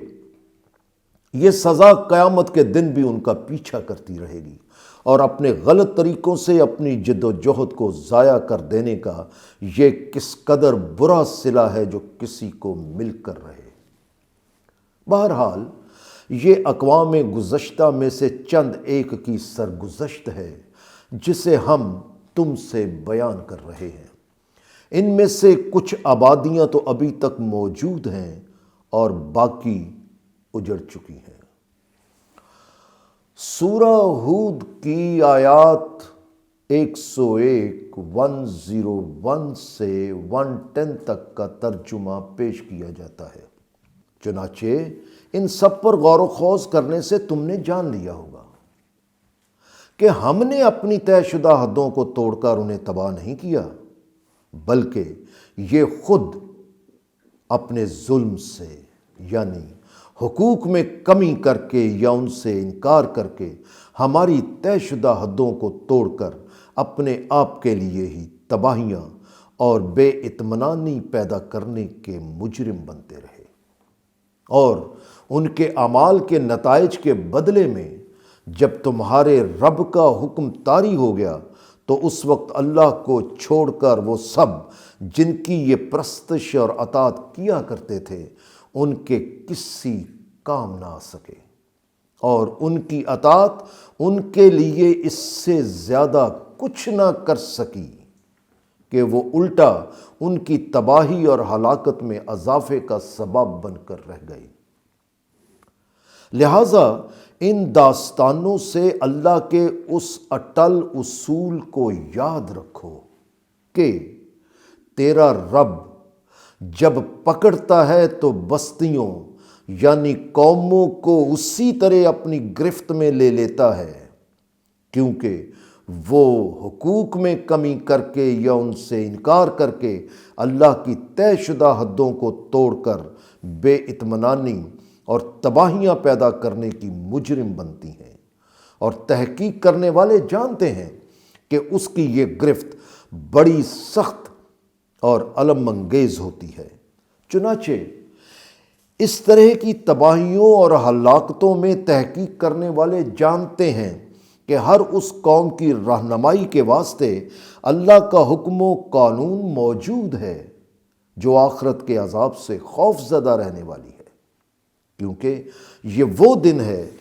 کہ جب انسانوں کو اعمال کی جواب دہی کے واسطے اکٹھا کر دیا جائے گا، اور یہ وہ دن ہے کہ جب ہر عمل اپنی شہادت آپ بن کے رہ جائے گا، اور یہ وہ دن ہے کہ جب ہر عمل اپنی شہادت آپ بن کے رہ جائے گا، مگر یہ مہلت صرف ایک وقت مقررہ تک ہوتی ہے، پھر اس کے بعد ایک ساتھ بھی میسر نہیں آتی، کیونکہ ہم اس سے ملتوی نہیں کیا کرتے۔ پھر جب وہ دن طاری ہوگا تو کسی کو بات تک کرنے کی مجال نہ ہوگی، اور جو بات کرے گا وہ صرف اس کے حکم سے کرے گا، اور اس وقت دونوں گروہ نکھر کر الگ الگ ہو جائیں گے۔ ایک وہ ہوگا جو نامراد و محروم ہو کر مصیبتوں اور مشقتوں کا سامنا کرے گا، اور دوسرا وہ ہوگا جو مرادوں اور سرفرازیوں سے نوازا جائے گا۔ چنانچہ وہ لوگ جو آخر کار اپنے ظلم کی وجہ سے مصیبتوں میں ہوں گے اور مرادوں سے محروم ہو جائیں گے، وہ آگ کی سزا میں ہوں گے، جہاں وہ چیخیں گے اور دھاڑیں ماریں گے،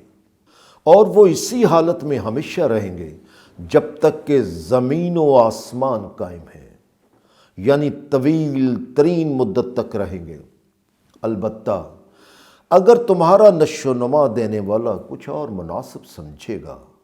کہ ان کی سزا کم کر دی جائے یا بڑھا دی جائے یا معاف کر دیا جائے، تو یقیناً تمہارا پروردگار اپنے ارادے کو مکمل کرنے کا پورا اختیار رکھتا ہے۔ اور وہ لوگ جن کی مرادیں پوری ہو جائیں گی وہ جنتوں میں، یعنی ایسے باغوں میں رہیں گے جو نہ ختم ہونے والی مسرتوں سے لبریز ہوں گے، اور ان میں وہ ہمیشہ رہیں گے جب تک کہ زمین و آسمان قائم ہے، مگر انہیں یہ عطا تمہارے پروردگار کی مرضی کی وجہ سے میسر آئے گی، جسے ختم نہیں کیا جائے گا۔ چنانچہ یہ لوگ جنہوں نے اللہ کو چھوڑ کر دوسری قوتوں کی پرستش و اطاعت اختیار کر رکھی ہے، ان کے انجام کے بارے میں ذرا سا بھی شبے میں نہ رہو، کیونکہ یہ انہی قوتوں کی پرستش و اطاعت اختیار کیے ہوئے ہیں جن کی پرستش و اطاعت ان سے پہلے ان کے باپ دادا کیا کرتے تھے۔ لہٰذا اس میں کوئی شبہ نہیں کہ انہیں اس جرم کی سزا کا ہماری طرف سے پورا حصہ مل کر رہے گا، جس میں کوئی کمی نہیں کی جائے گی۔ اور تحقیق کرنے والے یہ بھی جانتے ہیں کہ ہم نے موسیٰ کو ضابطۂ حیات عطا کیا تھا، لیکن اس میں بھی اختلاف پیدا کر دیا گیا، اور اسی وجہ سے وہ قرآن کی وحی سے بھی اختلاف کر رہے ہیں۔ لہٰذا اگر تمہارے پروردگار کی طرف سے پہلے ہی سے مہلت کی گنجائش والی بات نہ رکھی گئی ہوتی تو ان کے درمیان کبھی کا فیصلہ کر دیا گیا ہوتا، لیکن حقیقت یہ ہے کہ وہ رسول پر نازل ہونے والی وحی کے بارے میں شبہ میں پڑ گئے ہیں، اور ایک عجب اضطراب انگیز کشمکش میں مبتلا ہو گئے ہیں۔ سورہ ہود کی آیات 111 سے 123 تک کا ترجمہ پیش کیا جاتا ہے۔ سورہ ہود کی 111 سے 123 تک کی آیات کا ترجمہ پیش کیا جاتا ہے۔ حالانکہ انہیں اس حقیقت پر یقین رکھنا پڑے گا کہ تمہارا رب ہر ایک کو اس کے اعمال کا پورا بدلہ دے کر رہتا ہے، کیونکہ یہ حقیقت ہے کہ وہ ہر عمل سے جو وہ کر رہے ہیں کے بارے میں مکمل طور پر خبر رکھنے والا ہے۔ چنانچہ تم ثابت قدم رہو جیسا کہ تمہیں حکم دیا گیا ہے، اور جو بھی تمہاری دی گئی آگاہی کے مطابق اپنی غلط روش چھوڑ کر واپس تمہارے ساتھ آ جاتا ہے تو اس کے ساتھ سرکشی کا رویہ اختیار نہ کرو، ورنہ تحقیق کر کے دیکھ لو تو اسی نتیجے پر پہنچو گے کہ تمہارے ہر عمل پر اس کی کڑی نگاہ ہے۔ اور یاد رکھو کہ یہ لوگ مفاہمت کی کوشش کریں گے کہ کچھ تم پیچھے ہو، کچھ یہ آگے بڑھیں، اور اس طرح صلح کر لی جائے، لیکن تم ہرگز ان لوگوں کی طرف نہ جھکنا، کیونکہ یہ حقوق میں کمی کر کے یا ان سے انکار کر کے اللہ کی طے شدہ حدوں کو توڑ کر بے اطمینانی اور تباہیاں پیدا کرنے کے مجرم ہیں۔ اور اگر تم ان کی طرف جھک گئے تو تم بھی تباہی کی آگ کے شعلوں کی لپیٹ میں آ جاؤ گے، اور اس تباہی سے بچانے کے لیے سوائے اللہ کے اور کوئی سرپرست ایسا نہیں ہوگا جو تمہاری مدد کر سکے گا۔ اور ایسے لوگوں کی پسپائی نظام صلاۃ قائم کرنے سے ہوتی ہے۔ چنانچہ اس کا مرکزی جز یعنی نماز دن کے دونوں سروں پر اور کچھ رات گزرنے پر ادا کرو۔ اور اس میں کوئی شک و شبے والی بات ہی نہیں کہ حقیقی ضرورت مندوں کو عدل سے بڑھ کر ضرورت کے مطابق دینے والوں اور زندگی میں حسن و توازن پیدا کرنے والوں کی تگ و دو ان کی برائیوں کو ختم کر دیتی ہے۔ لہٰذا اللہ کا ذکر یعنی اللہ کی باتیں کرتے رہنے والوں کو یہ اصول و نصیحت پیش نظر رکھنی چاہیے۔ لہٰذا اللہ کا ذکر یعنی اللہ کی باتیں کرتے رہنے والوں کو یہ اصول اور نصیحت پیش نظر رکھنی چاہیے۔ اس لیے ڈٹ کر ثابت قدم رہو، کیونکہ حقیقی ضرورت مندوں کو عدل سے بڑھ کر دینے والوں اور زندگی کے حسن و توازن کے لیے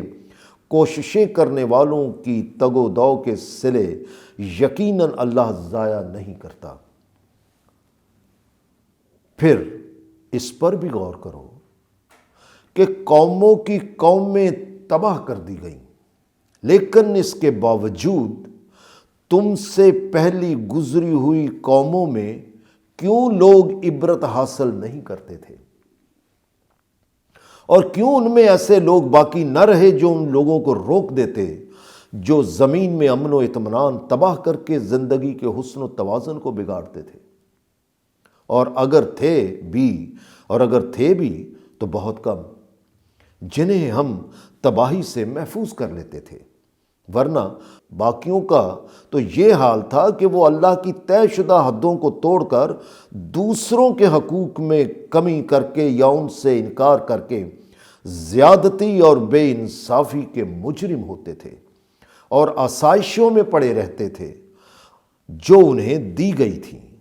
یہ ہے ان کی اللہ سے بغاوت کہ وہ نازل کردہ ضابطۂ ہدایت کو تسلیم کرنے کی بجائے سرکشی اختیار کیے رکھتے تھے، کیونکہ وہ تھے ہی مجرم۔ اور یاد رکھو کہ جب تک کسی بستی میں رہنے والے لوگ سنورنے سنوارنے والے ہوتے ہیں، تب تک تیرے رب نے کبھی ایسا نہیں کیا کہ اسے یوں ہی بغیر وجہ کے تباہ و برباد کر کے زیادتی و بے انصافی کرے۔ حالانکہ اگر تمہارا نشو و نما دینے والا مناسب سمجھتا تو تمام انسانوں کو کائنات کی دیگر چیزوں کی طرح تعین شدہ راستے پر بے اختیار چلتے رہنے والی ایک ہی امت بنا دیتا، لیکن اس نے ایسا نہیں کیا اور انسان کو عقل اور ارادہ اور اختیار دے دیا۔ سورہ 18 آیت 29، جس کی وجہ سے وہ ہمیشہ مختلف فکر و انداز رکھنے والے ہوں گے۔ مگر تباہیاں پیدا کرنے والے اختلافات سے محفوظ رہنے کی صورت یہ ہے کہ تمہارے رب کی جانب سے جو ضابطۂ ہدایت عطا کیا گیا ہے تو سنورنے والے اس سے قدم بہ قدم مدد اور رہنمائی لیتے ہوئے آگے بڑھتے جائیں، کیونکہ یہی ان کی تخلیق کا مقصد ہے۔ لہٰذا تمہارے رب نے یہ ضابطۂ ہدایت دے کر سنورنے والوں کے لیے آگاہی دینے کی اپنی بات پوری کرتی ہے۔ البتہ جو خلاف ورزی کرتے رہیں گے تو ایسے تمام جنوں اور انسانوں سے جہنم کو بھر دیا جائے گا۔ بہرحال ہم تمہیں رسولوں کے بارے میں اور گزری ہوئی قوموں کے متعلق خبروں میں سے ہر چیز کے بارے میں اس لیے آگاہی دیتے رہتے ہیں تاکہ اس سے تمہارا دل مضبوط ہو جائے۔ چنانچہ تمہارے پاس یہ قرآن آ چکا ہے جو کہ تسلیم کرنے والوں کے لیے حق ہے، یعنی ایسی سچائی ہے جسے کسی گواہی کی ضرورت نہیں، اور ایسی واعظ ہے جس سے زیادہ پر اثر کوئی اور واعظ نہیں، اور ایسا ذکر ہے جس سے بہتر کوئی اور ذکر نہیں۔ لہٰذا نازل کردہ احکام و قوانین اور شفاف دلائل سے انکار کے جو نتائج نکلتے رہے، ان کی روشنی میں تم بھی ان لوگوں سے جنہوں نے انہیں تسلیم کرنے سے انکار کر رکھا ہے کہو کہ تم اپنے طریقوں پر عمل کرتے رہو اور ہم اپنے طریقوں پر عمل کرتے رہیں گے، لیکن ہر تحقیق گواہ رہے گی کہ کون تباہ کن راہ پر چلتا رہا اور کون درست اور روشن راہ پا گیا۔ اس لیے تم بھی نتائج کا انتظار کرو اور ہم بھی انتظار کرتے ہیں۔ حالانکہ تمہیں یقین کر لینا چاہیے کہ ظاہری عمل تو کجا، آسمانوں اور زمین کے تمام پوشیدہ حقائق تک اللہ کے احکام و قوانین کے مطابق سرگرم عمل ہیں۔ حالانکہ تمہیں یقین کر لینا چاہیے کہ ظاہری عمل تو کجا، آسمانوں اور زمین کے تمام پوشیدہ حقائق تک اللہ کے احکام و قوانین کے مطابق سرگرم عمل ہیں، اور اللہ کو ان کی خبر ہے، اور ہر ایک معاملہ اسی کی طرف لوٹایا جا رہا ہے۔ اسی لیے صرف اسی کی پرستش اور اطاعت اختیار کر لو اور اس پر پورا پورا بھروسہ کر لو، پھر ہو نہیں سکتا کہ تمہیں اطمینان میسر نہ آئے، کیونکہ تمہیں نشو و نما دینے والا تمہارے کسی عمل سے بے خبر نہیں ہے۔ سورہ ہود کی آیات 1 سے لے کر 123، آیت 1 سے لے کر 123 کا مکمل ترجمہ پیش کر دیا گیا۔ سورہ نمبر 12، چیپٹر 12، سورہ یوسف، جوزف دا نبی، دا پروفٹ، اس کی مکمل 111 آیات ہیں۔ پیش کیا جاتا ہے سورہ یوسف کا مکمل ترجمہ بریکٹوں سمیت۔ بریکٹ اس لیے ہیں تاکہ ترجمے کو مزید آسان کر دیا جائے۔ سورہ یوسف آیت 1 سے 10 تک کی آیات کا ترجمہ پیش کیا جاتا ہے۔ بسم اللہ الرحمن الرحیم، اللہ کے نام سے جو سنورنے والوں کی مرحلہ وار اور قدم بقدم مدد و رہنمائی کرتے ہوئے انہیں ان کے کمال تک لے جانے والا ہے۔ وہ یہ آگاہی دے رہا ہے کہ الف لام را، الف یعنی اللہ، لام یعنی علیم، رے یعنی رحیم، یعنی اللہ وہ جو لام محدود علم کا مالک ہے اور سنورنے والوں کی بتدریج مدد و رہنمائی کرتے ہوئے انہیں ان کے کمال تک لے جانے والا ہے۔ اس کا فرمان ہے کہ یہ احکام و قوانین ایسے ضابطۂ حیات کے ہیں جو بالکل واضح ہے اور جس میں کوئی اضطراب اور شک والی بات ہی نہیں۔ سورہ 2 آیت 2۔ اور اگر تم تحقیق کرو تو اسی نتیجے پر پہنچو گے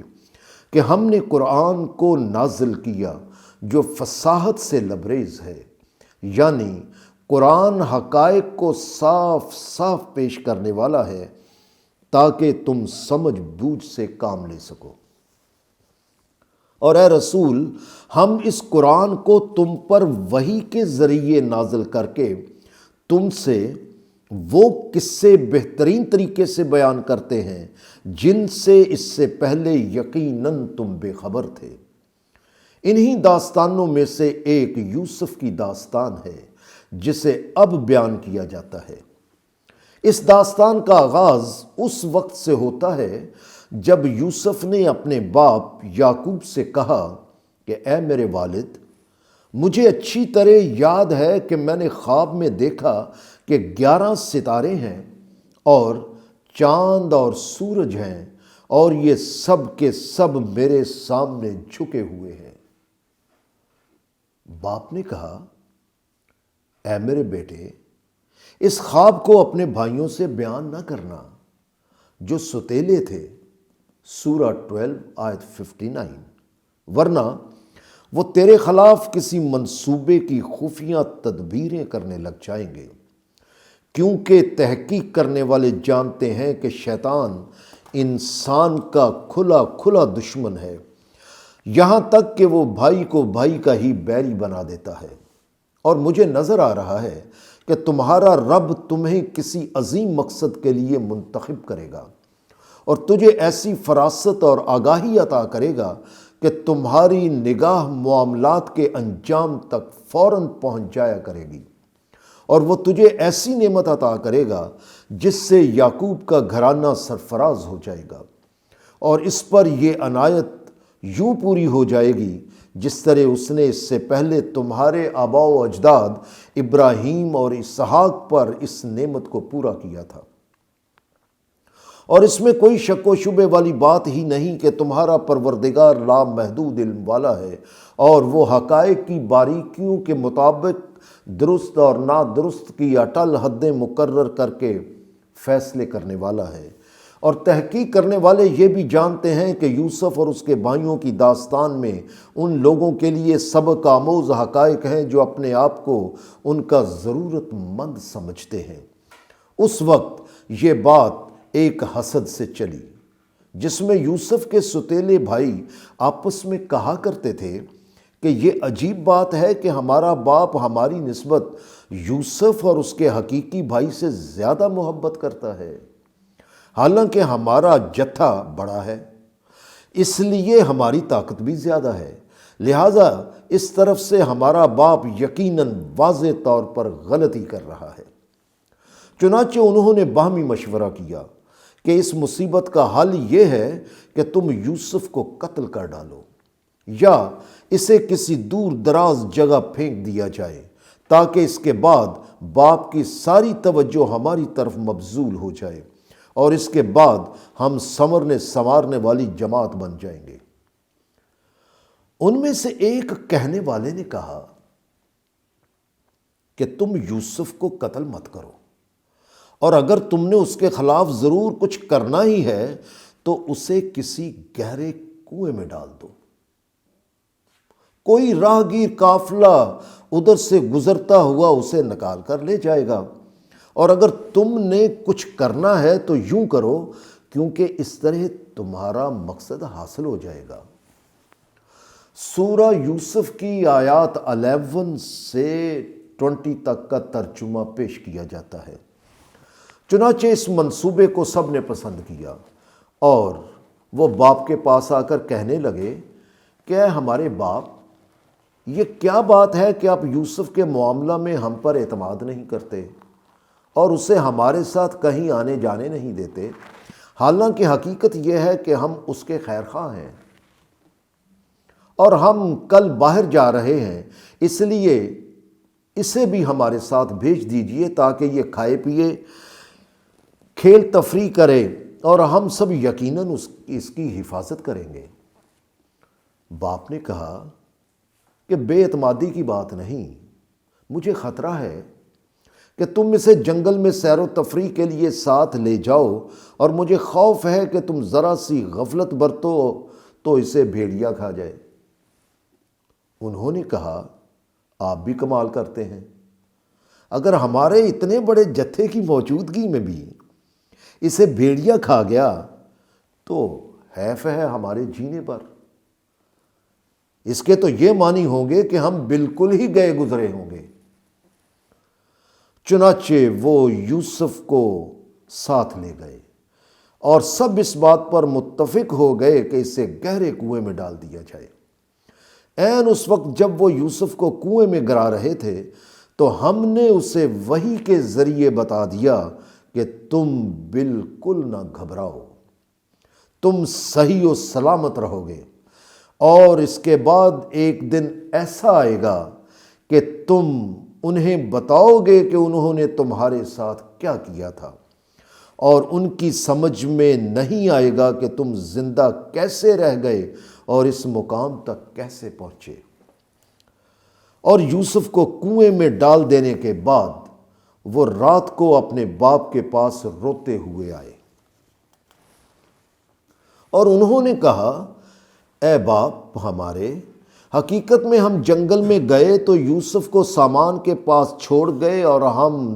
دوڑ میں مصروف ہو گئے کہ دیکھیں کہ کون آگے نکلتا ہے،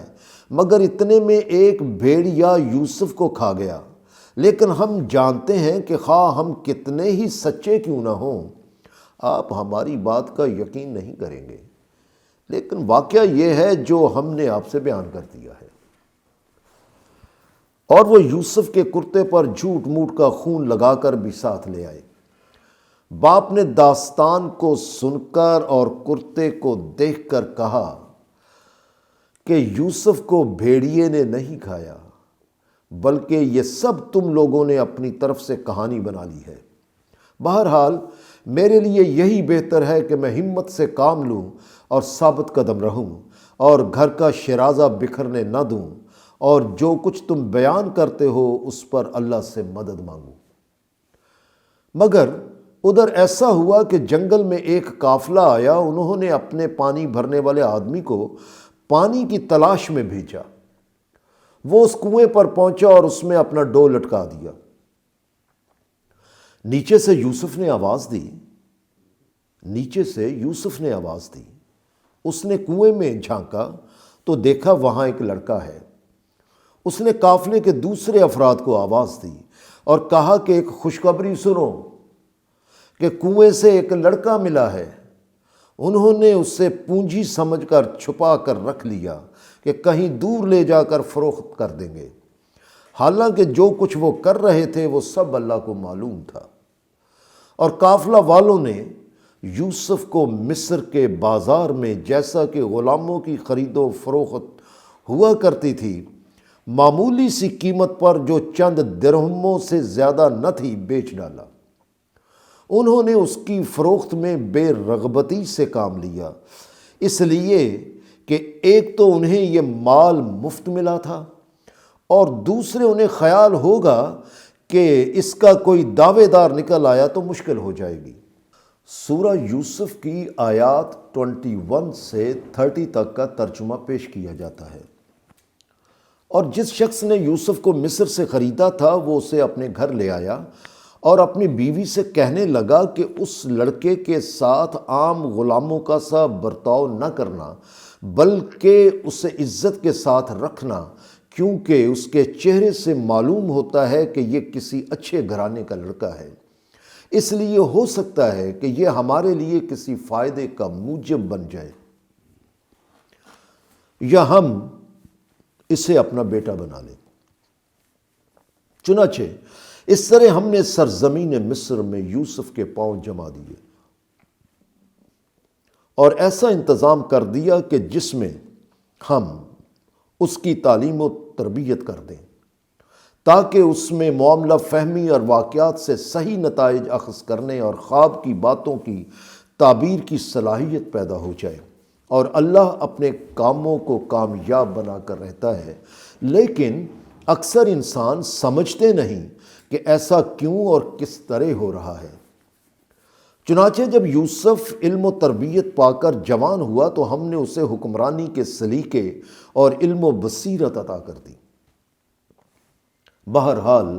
زندگی کے حسن و توازن میں اضافہ کرنے کی تگ و دو میں مصروف رہنے والوں کو ہم اسی طرح صلہ دیا کرتے ہیں۔ اور جس عورت کے گھر میں یوسف رہتا تھا اس نے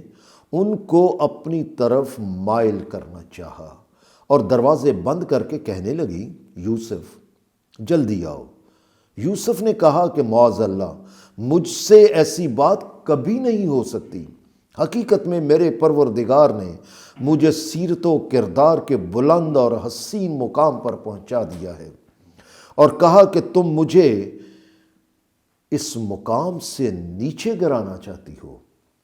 بہرحال ایسا ہرگز نہیں ہو سکتا، کیونکہ اس میں کوئی شک و شبے والی بات ہی نہیں کہ جو لوگ ظلم کرتے ہیں، یعنی دوسروں کے حقوق میں کمی کر کے یا ان سے انکار کر کے زیادتی و بے انصافی کے مجرم ہوتے ہیں، وہ کبھی حقیقی کامیابی و کامرانی حاصل نہیں کر سکتے۔ مگر حقیقت میں اس عورت نے یوسف کے ساتھ غیر اخلاقی کام کرنے کا تہیہ کر رکھا تھا، اور اگر یوسف کے سامنے اپنے رب کی اخلاقی قدر نہ ہوتی تو وہ بھی اس پر آمادہ ہو جاتا۔ چنانچہ اس آزمائش میں وہ ثابت قدم رہا تو یوں ہم نے اس سے برائی اور بے حیائی کو پھیر دیا، کیونکہ تحقیق کرنے والے جانتے ہیں کہ وہ ہمارے ان بندوں میں سے تھا جو اپنے آپ کو صرف ہمارے احکام کے پابند رکھتے ہیں۔ اور پھر یوں ہوا کہ دونوں دروازے کی طرف بھاگے۔ یوسف دروازے کی طرف بھاگا کہ کسی طرح باہر نکل جائے، اور عورت اس کے پیچھے بھاگی کہ اسے نکلنے نہ دے۔ اس نے پیچھے سے یوسف کا کرتا پکڑ لیا، لیکن یوسف تیزی سے آگے بڑھ گیا اور اس کا کرتا پیچھے سے پھٹ گیا۔ یوسف نے لپک کر دروازہ کھولا۔ دونوں نے دروازے کے پاس دیکھا کہ عورت کا خاوند کھڑا ہے۔ اس عورت نے فوراً بات بنا لی اور اپنے خاوند سے کہا کہ جو شخص تمہاری بیوی سے بدکاری کا ارادہ کرے تو اس کی کیا سزا ہو سکتی ہے، سوائے اس کے کہ اسے قید کر دیا جائے یا اس سے بھی زیادہ کوئی الم انگیز سزا دی جائے۔ یوسف نے کہا، یہ جھوٹ ہے، واقعہ اس کے برعکس ہے، کیونکہ میں نے دست درازی نہیں کی، بلکہ اس نے مجھے میرے نفس کی پاکیزگی سے ہٹانا چاہا۔ اور اس دوران بات آگے بڑھی تو انہی کے لوگوں میں سے ایک نے گواہی دی کہ اگر اس کی قمیض آگے سے پھٹی ہوئی ہے تو وہ سچی ہے اور وہ یوسف جھوٹوں میں سے ہے، اور اگر اس کی قمیض پیچھے سے پھٹی ہوئی ہے تو وہ عورت جھوٹی ہے اور وہ یوسف سچوں میں سے ہے۔ چنانچہ جب قمیض کو دیکھا گیا تو پیچھے سے پھٹی ہوئی تھی۔ اس سے واضح ہو گیا کہ یوسف سچا ہے اور عورت جھوٹی۔ اس پر عورت کے خاوند نے بیوی سے کہا کہ حقیقت میں تم جیسی عورتیں واقعی بڑی مکار ہوتی ہیں۔ بہرحال اس عورت کے خاوند نے یوسف سے کہا کہ درگزر کرو اور اس واقعہ کو بھول جاؤ، مگر اپنی بیوی سے کہا کہ تم یوسف سے اپنے قصور کی معافی مانگو، کیونکہ حقیقت یہی ہے کہ تم خطا کاروں میں سے ہو، یعنی گناہ تمہارا ہی ہے۔ مگر جب اس واقعہ کا چرچا ہوا تو شہر کی عورتوں میں چیمگوئیاں شروع ہو گئیں۔ انہوں نے کہا کہ عزیز کی بیوی نے اپنے غلام پر ڈورے ڈالنے شروع کر دیے ہیں اور وہ واقعی اس کی محبت میں دیوانی ہو رہی ہے، اس لیے اس نے جو طریقہ اختیار کر لیا ہے وہ ہمیں نظر آتا ہے کہ واضح طور پر غلط ہے۔ چنانچہ جب عزیز کی بیوی نے ان کی ایسی مکر باتیں سنی تو اس نے ایک دعوت کا اہتمام کر کے انہیں بلا بھیجا اور ان کے لیے مسندیں بچھا دی گئیں اور پھل تراشنے کے لیے ہر ایک کو ایک ایک چھری دے دی گئی۔ پھر اس نے یوسف سے کہا کہ ان کے سامنے باہر آؤ، اور جب عورتوں نے اسے دیکھا تو اس کے حسن کے کمال نے انہیں اس قدر متاثر کیا کہ اسے دیکھ کر انہوں نے پھل تراشنے کی بجائے اپنے ہاتھ کاٹ لیے، یعنی اپنے ہاتھ زخمی کر لیے، اور بے ساختہ بول اٹھیں کہ سبحان اللہ، یہ انسان نہیں، واقعی کوئی واجب التکریم فرشتہ ہے۔ تب عزیز کی بیوی نے کہا، یہی ہے وہ جس کے بارے میں تم مجھے طعنے دیتی تھیں،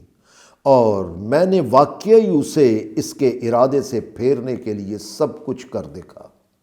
لیکن اس نے اپنے آپ کو ہر لحاظ سے روک کر رکھا، اور اگر اب بھی اس نے وہ نہ کیا جو میں کہتی ہوں تو اسے ضرور قید کرا کر رہوں گی، اور اسے ذلیل و خوار ہونا پڑے گا،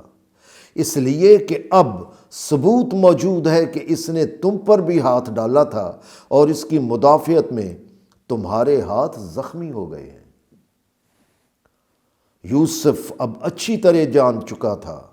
دیکھ چکا تھا کہ ان عورتوں کے ارادے کیا ہیں۔ چنانچہ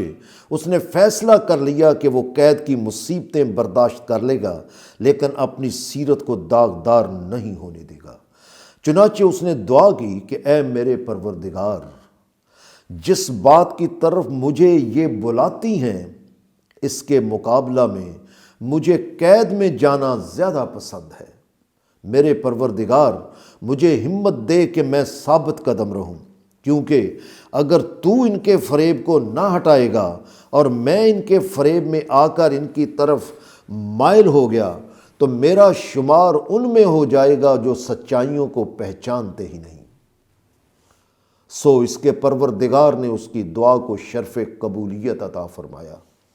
اور اس پر ان عورتوں کے مکر و فریب کا کوئی اثر نہ ہوا، اور وہ اس سے اپنی طرف مائل کرنے میں ناکام رہیں، کیونکہ اس میں کوئی شک و شبے والی بات ہی نہیں کہ اللہ سب کچھ سننے والا اور سب کچھ جاننے والا ہے۔ یوں ناکام رہنے کے بعد ان عورتوں نے یوسف کے خلاف جھوٹا مقدمہ کھڑا کر دیا، مگر باوجود اس کے کہ جو یوسف کے حق میں ناقابل تردید ثبوت سامنے آئے اور جن کا وہ مشاہدہ بھی کر چکے، انہوں نے یعنی فیصلہ کرنے والوں نے اعلیٰ طبقے کے خوف سے جس سے ان عورتوں کا تعلق تھا، یوسف کو ایک مدت تک کے لیے قید کی سزا دے دی، اور یوسف کے ساتھ 2 اور نوجوان بھی قید میں داخل ہوئے۔ ایک دن ان میں سے ایک نے کہا کہ مجھے اچھی طرح یاد ہے کہ میں نے خواب میں دیکھا ہے کہ میں عقل پر پردہ ڈالنے والی شے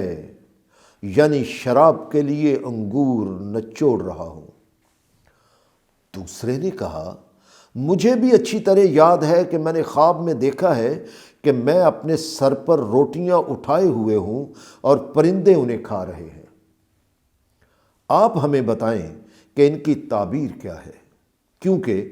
ہم نے دیکھا ہے کہ تم واقعی ان میں سے ہو جو کسی کی ضرورت کے مطابق عدل سے بڑھ کر دیتے ہو اور زندگی کے حسن و توازن میں اضافہ کرنے کی تگ و دو میں مصروف رہتے ہو۔ یوسف نے نوجوانوں کو توحید کا پیغام دینے کے لیے اس موقع کو بہتر جانا، کیونکہ اس وقت وہ اس کی بات پوری توجہ سے سننے کے لیے بےتاب تھے۔ چنانچہ اس نے ان سے کہا کہ میں تمہارے کھانے کے وقت سے پہلے تمہارے خوابوں کی تعبیر بتا دوں گا، لیکن پہلے یہ تو سن لو کہ میں کون ہوں اور میرا پیغام کیا ہے۔ یہ کہ میں جو کچھ کہتا ہوں اپنی طرف سے نہیں کہتا، بلکہ اس علم کی بنا پر کہتا ہوں جو میرے رب نے مجھے سکھایا ہے۔ لہٰذا سب سے پہلے تم یہ سن لو کہ حقیقت یہ ہے کہ میں نے ایسی قوم کے مسلک کو ترک کر رکھا ہے جو نہ اللہ کو اور نہ ہی آخرت کو تسلیم کرتی ہے، کیونکہ یہی وہ لوگ ہوتے ہیں جو نازل کردہ سچائیوں اور احکام و قوانین کو تسلیم کرنے سے انکار کر کے سرکشی اختیار کیے رکھتے ہیں۔ اور ابراہیم اور اسحاق اور یعقوب جو میرے آباء و اجداد ہیں، تم نے ان کا نام تو سنا ہوگا، اور میں انہی کی اولاد میں سے ہوں اور انہی کے مسلک کا پیروکار ہوں۔ ہم کسی کو اللہ جان کر اور اللہ پر بھروسہ کم کر کے اس کے اختیارات میں کسی کو بھی شریک نہیں کرتے، اور اس سچائی کو تسلیم کر کے اس پر چل پڑنا حقیقت میں اللہ کا بہت بڑا فضل ہے، جو اس نے ہم پر اور دوسرے انسانوں پر کیا ہے جو کہ اسی مسلک کے پیروکار ہیں، لیکن بہت سے انسان اس سچائی کی قدر نہیں کرتے۔ اور اے میرے قید کے دونوں ساتھیوں، توحید کے اس نقطہ کو میں تمہیں ایک اور انداز سے سمجھاتا ہوں کہ ایک شخص صرف ایک آقا کا غلام ہے، یعنی وہ غلام صرف ایک اللہ کا ہے جو ہر قسم کے اختیارات کا مالک ہے، اور دوسرا شخص بیک وقت کئی آقاؤں کا غلام ہے۔ ذرا سوچو کہ کس کی زندگی اچھی طرح سے گزرے گی اور آسان گزرے گی، اور کون بہتر رہے گا؟ بس یہی صورت ایک اللہ کی اطاعت اختیار کرنے والوں کی اور ان کے مقابل میں کئی خداؤں کو ماننے والوں کی ہے۔ اور تم لوگ جو مختلف خداؤں کے سامنے جھکتے ہو، تو کیا کبھی غور کیا کہ ان کی حقیقت اور اصلیت کیا ہے؟ ان کی حقیقت بس اتنی ہے کہ یہ محض چند نام ہیں جو تم نے اور تمہارے آباء و اجداد نے رکھ چھوڑے ہیں، کیونکہ اللہ نے ان کے لیے کوئی سند نازل نہیں کی ہے۔ یاد رکھو کہ سارے اختیارات کا مالک صرف اللہ ہے، اور یہ اسی کا حکم ہے کہ اس کے سوا کسی کی پرستش اور اطاعت اختیار نہ کی جائے،